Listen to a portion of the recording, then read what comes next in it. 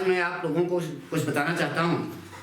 समझ तो गए होंगे, पाठक बोल रहे हैं बेटा कानपुर से। यूपी बोर्ड के, सीबीएसई बोर्ड के, जो भी बोर्ड है, लड़के इंटरमीडिएट का इम्तहान दे चुके, परीक्षा दे चुके बेटा। अब बहुत सारे लड़कों का उद्देश्य होगा कि हम अग्निवीर में शामिल हो जाएं, एनडीए में शामिल हो जाएं, नेवी में सिलेक्ट हो जाएं, ठीक है।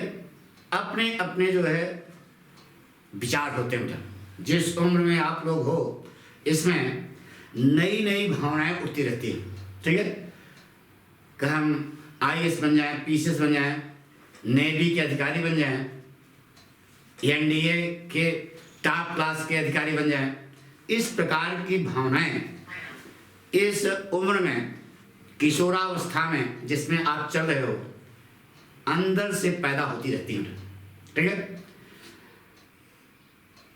तो अब भावनाएं तो पैदा होती हैं, लेकिन उसका क्रियान्वयन होना चाहिए बेटा, यानी कि उसका एग्जीक्यूशन होना चाहिए। तो केवल वही पुलाव पकाने से काम थोड़ा चलेगा, ख्याली पुलाव पकाने से काम नहीं चलेगा। आपको उसके लिए मन बनाना पड़ेगा, ठीक है। जब आप किसी आईएएस अधिकारी को देखते हैं तो मन में जिज्ञासा होती, काश हम भी ऐसे बन जाते, नहीं। किसी एनडीए अफसर को आप देखते होंगे तो अंदर से तमन्ना होती होगी कि हम भी ऐसा बन जाए। होता है, जिस उम्र में आप हो ऐसी भावनाएं उठती हैं। हमारे अंदर उठी थी तो तुम्हारे अंदर भी उठती होंगी, स्वाभाविक है ना। पुलिस इंस्पेक्टर कोई देख लिया, बिल्कुल चौकस, अच्छी पर्सनालिटी का है, तो अंदर से जिज्ञासा होती है ना कि हम भी ऐसा बन जाए, हैं?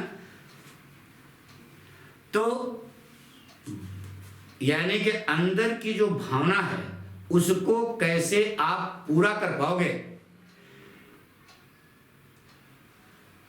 ना बेटा, इसके लिए आपको सतत प्रयास करना पड़ेगा, कोशिश करनी पड़ेगी। इंटर के बाद से बहुत से लोग सोचते हैं कि हम ग्रेजुएशन करने के बाद सब तैयारी करेंगे, भूल जाओ, गलत है बेटा। इंटर के बाद से ही आप अपना एक लक्ष्य लें, उस लक्ष्य पर चलने की कोशिश करें। लक्ष्य बनाएं, बना करके कूड़ेदान में न डाल दें ना बेटा, बल्कि उस पर चलने की पूरी कोशिश करें। निश्चित है कि आप एक न एक दिन अपने उद्देश्य में अवश्य सफल होंगे। कोई भी लक्ष्य है, अगर उस लक्ष्य को प्राप्त करने के लिए आपके अंदर जुनून है। आपने एक पिक्चर देखी होगा सूर्यवंशम, उसमें अमिताभ बच्चन एक नकारा लड़का माना जाता है, लेकिन निरंतर प्रेरणा स्रोत मिला और आगे बढ़ता गया ना। तो उसी प्रकार से आपको यह सलाह देते हैं कि किसी भी काम को करने के लिए आपके अंदर निरंतरता, तत्परता और लगनशीलता होनी चाहिए, ठीक है। तो इसके लिए हम आपको थोड़ा थोड़ा नहीं बेटा, अंग्रेजी के बारे में देखो, थोड़ा अंग्रेजी थोड़ा बहुत तुमको आती है, उस अंग्रेजी कैसे आपकी मजबूत हो, कैसे आप एनडीए में सेलेक्ट हो, कैसे आप नेवी में सेलेक्ट हो, इसके लिए हम आपको थोड़ी थोड़ी टिप जो मोस्ट इंपॉर्टेंट है वो बताते रहेंगे, ठीक है। तो आज हम आपको प्रोनाउन के बारे में बताया जा रहा है। किसके बारे में? प्रोनाउन के बारे में, ठीक है। डिस्ट्रीब्यूटिव प्रोनाउन, वो भी देखिए बेटा, जैसे डिस्ट्रीब्यूटिव प्रोनाउन एक है नियम कि ईच ना बेटा, and each, every and every, ठीक है। Each and each, every and every के तुरंत बाद यहां पर जो कर्ता आएगा वह एक वचन का होगा। एक वचन का कर्ता यानी सिंगुलर सब्जेक्ट होगा। ईच और एवरी के तुरंत बाद यहां जो कर्ता आएगा वह एक वचन का होगा, एक वचन का सब्जेक्ट होगा। सब्जेक्ट माने कर्ता होगा, ठीक है। ये दोनों एंड से जुड़े हैं, फिर भी वर्ग जो है आपकी आनी चाहिए तो बहुवचन की, लेकिन एक वचन की ही आएगी, एक वचन की क्रिया आएगी, बहुवचन नहीं आएगी। जबकि ईच और ईच से दो जुड़ रहे हैं, लेकिन वर्ग के वचन क्या है, एक जन के। जैसे कहा गया each men and each woman were present in the meeting। ये वाक्य यह वाक्य आपका गलत होगा। एक एक पॉइंट पर ध्यान दो। पहली बात तो ईच माने क्या होता है, प्रत्येक, तो एक एक हुआ, तो पहली गलती है कि मैन नहीं होगा, क्या होगा, मैन होगा। क्या होगा, मैन होगा। एंड ईच वुमेन नहीं होगा, क्या होगा, वुमेन होगा। ठीक है। अब ये दोनों एंड जुड़े हैं, तो प्रत्येक आदमी और प्रत्येक औरत, तो द्वित हो गए ना। लेकिन वर्ग जो यहां पर आएगी वह एक जन की होगी, वर्ग नहीं आएगी, बेटा क्या होगी, वाज होगी। पक्का। इसके बेटा कि ये डिस्ट्रीब्यूटिव प्रोनाउंस में दो वाक्य हैं, each man was present in the meeting, each women was present in the meeting. तो was present in the meeting जो प्रेडिकेट है यह कॉमन हो जाता है, तो सेंटेंस बनेगा each man and each women was present in the meeting. पक्का, हमारी बात सुनो बेटा। तो इसमें कोई कठिनाई नहीं बेटा। जैसे कहा बेटा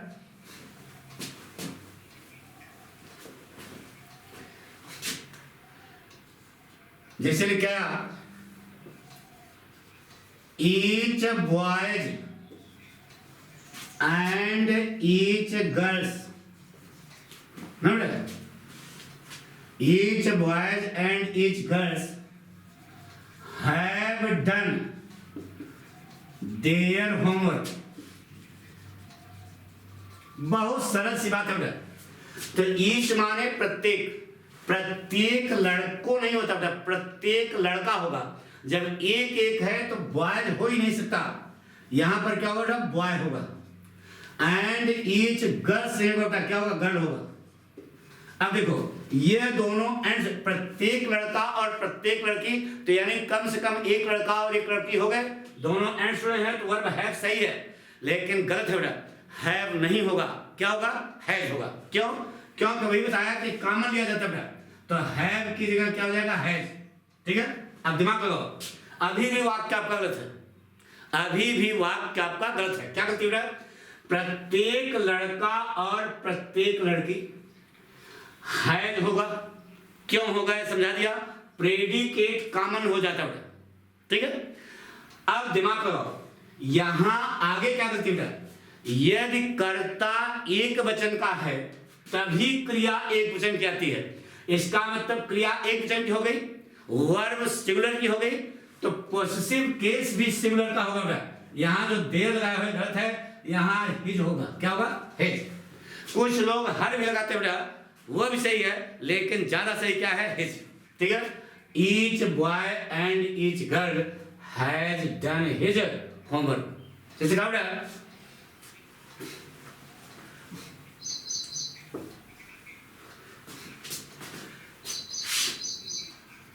every teachers and every students, every teachers and every students were standing on the ground। ये लिखा है आपका वाक्य गलत है। एवरी माने प्रत्येक हुआ, यहां टीचर्स नहीं होगा, क्या होगा, टीचर होगा।